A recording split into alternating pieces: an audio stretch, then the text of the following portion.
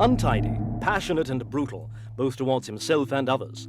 Quick to anger and with a weakness for the bottle, Francis Bacon was born in Dublin in 1909 and died in Madrid in 1992.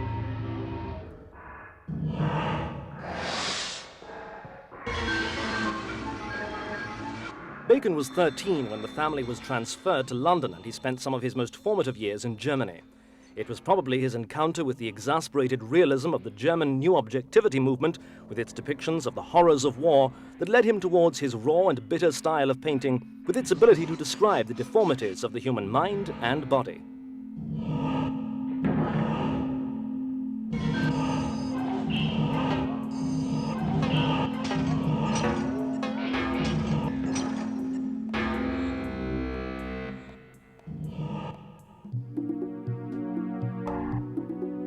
The same violence that became characteristic of his lifestyle he found reflected in other great German artists like Munch, Bosch, and Bruegel.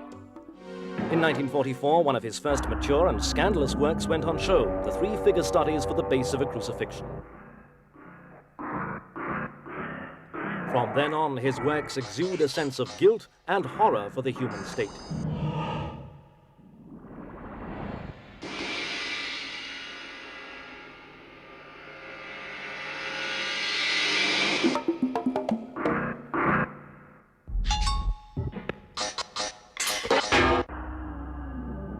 The tragic conflict between matter and aesthetics is explicit in the artist's work.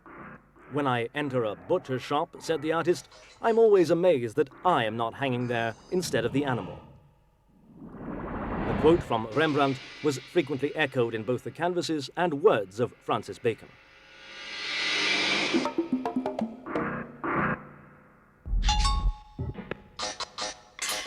When he painted his first triptych, the artist declared his intention had been to paint the finest picture of a human scream, the finest depiction of human desperation, for which Bacon drew inspiration from famous scenes of panic in both painting and the cinema.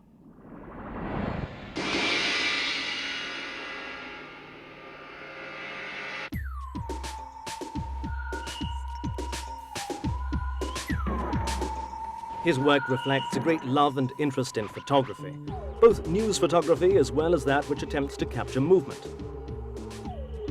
Bacon scrutinized the photographs of Muybridge, which studied the intimate essence of movement in nature. Bacon had almost a cult admiration for certain specific pictures, for their slight difference with regard to the reality they depict, which sends one back to the reality with greater violence.